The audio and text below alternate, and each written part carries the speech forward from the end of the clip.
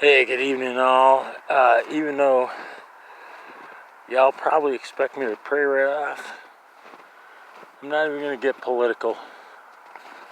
I got faith, and that faith still is unwavering, not only in God, but in my brothers and sisters in the U.S. military. So, knowing that the Insurrection Act was signed over a week ago, I'm not worried about anything. That said, I was looking at my manuscript for Poetry, Prose, and Perspective by the Family Dog over the past couple of days. And during that period of time, I also happened to come across this old piece I had written that first appeared in Onondaga Community College's version of their year. Every semester they come out with a that throw sucked. Like a student poetry, short story kind of newspaper that I happen to be in charge of, and because I inadvertently misplaced a few of the submissions, I had to fill in with my stuff.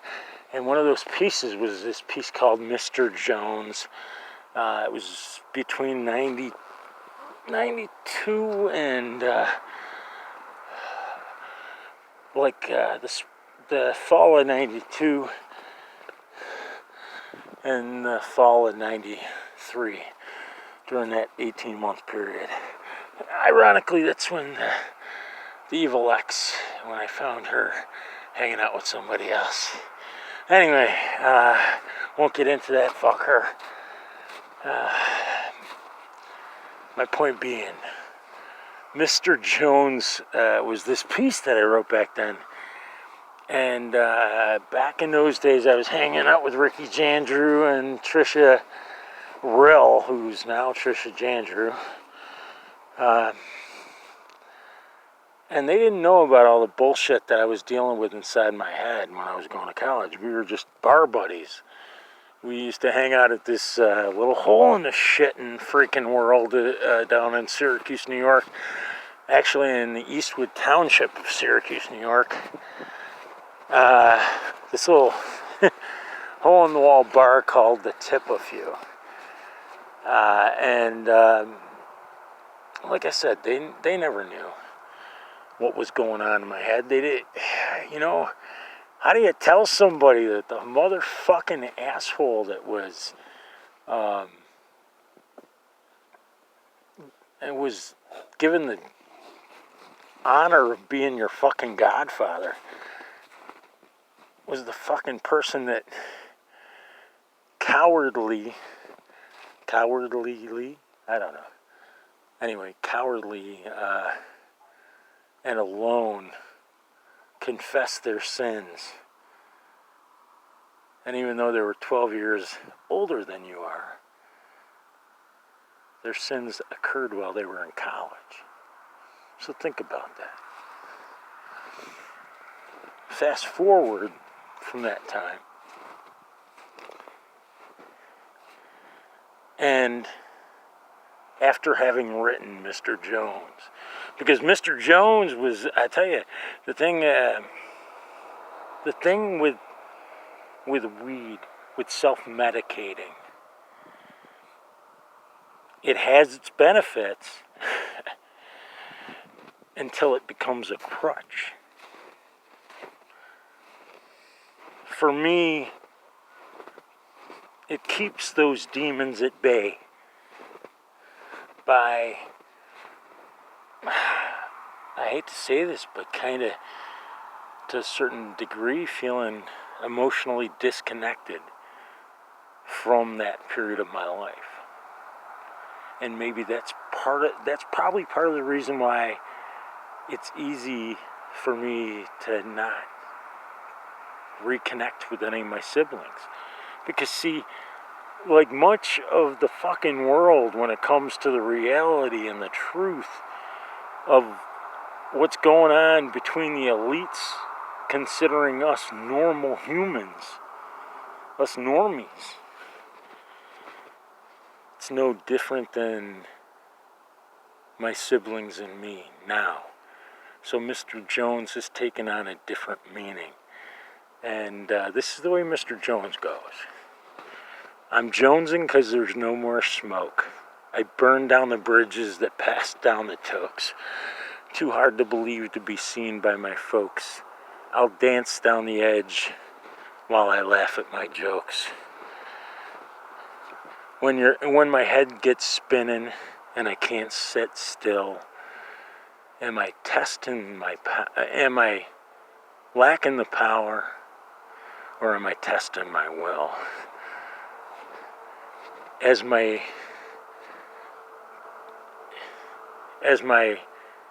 vision gets blurry from the psychotic thrill, and my cranium cracks,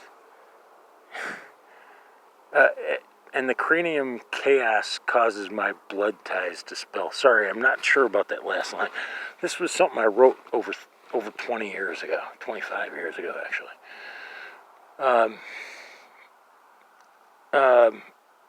Is it so hard to believe that I'm here all alone? My friends have all left me. Even my dog took his bone. Now my stash is on empty, so I'm going to Jones. I know I left a line out of there, but hey, what can I tell you? You got most of it.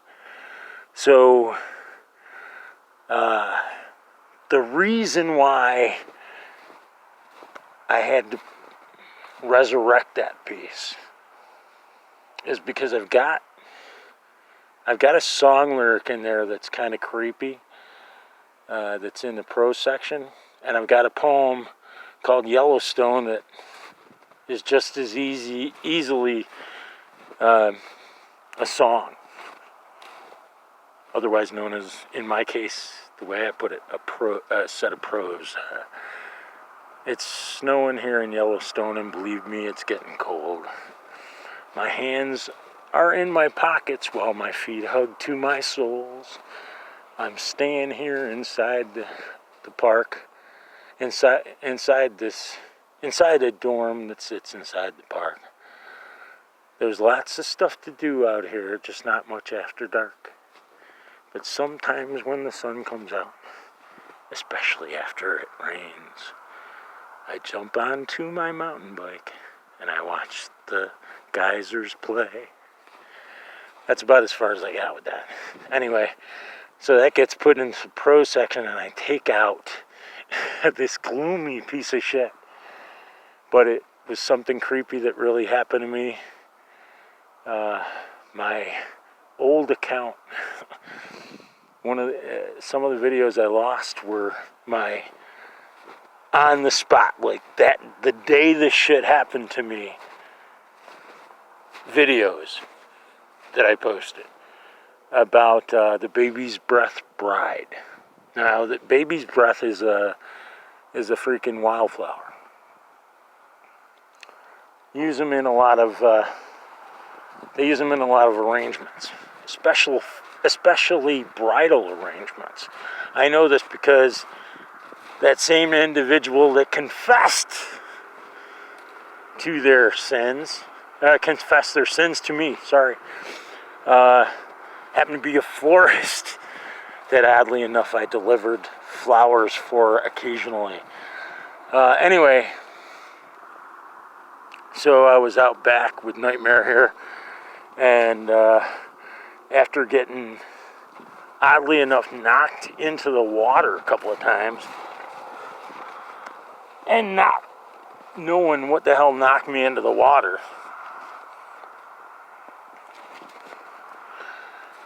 Nightmare and I were walking around up in the sand pit one day, which, by the way, the sand pit borders a river called the Racket River, and also happens to contain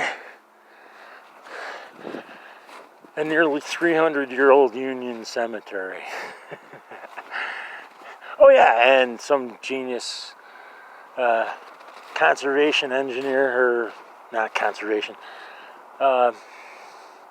whatever, put freaking high voltage power lines through the area. So we were walking around up there as we usually do. Nice one, buddy. And all of a sudden this little ditty popped into my head. I was calling it the Baby's Breath Bride, but I might save it for volume 2 if if somehow by God, the grace of God, I'm able to publish volume 1. So it goes like this, and this just popped into my head one day. It was very weird. The Baby's Breath Bride is coming for you. The Baby's Breath Bride, she's coming soon. The Baby's Breath Bride, you can't ignore her. The Baby's Breath Bride, she wants her groom. And I went into detail about how we came up out along the ridge of the sand pit, and Nightmare saw something up there and started barking. And I looked out, and I swear to you, I swear as God is my witness, it looked like a woman. Like an older woman in, I know this sounds weird, but a wedding dress. Like a old school linen wedding dress. And I called out and I said, "Hey, can I help you? Are you okay?" And Nightmare and I ran up to her, and within about 20 steps, I realized that what I was looking at was this massive outcropping of baby's breath flowers. It was very weird, very, very freakish. That whole summer, it was a little off. But hey, I digress. Please, dear God, protect America. Bring justice to those who have sinned greatly. To the traitors, bring them and their sins. May they be revealed to the American people, to the people of the world, dear God. Please, bring America's traitors before us, before we the people. Show us their sins. Please, Almighty Father, protect Donald J. Trump and his family. Help us unite together with all the members Q. Please guide and protect all the members of the military, my brothers and sisters. Help them to know to do what's right in America's time of need. Almighty Father, help us all unite together with the good patriots of the world, so that all good patriots can unite together and be free. Nightmare, let's go in. Amen. Not the Nightmare, let's go in part. But, hey, I'm freezing my ass off. I want to go in. I don't care. So, see, I'm telling you right now, it's like about 0 degrees. Hey, God bless. Stay safe. Look at that beautiful sunset. I'll bring it up.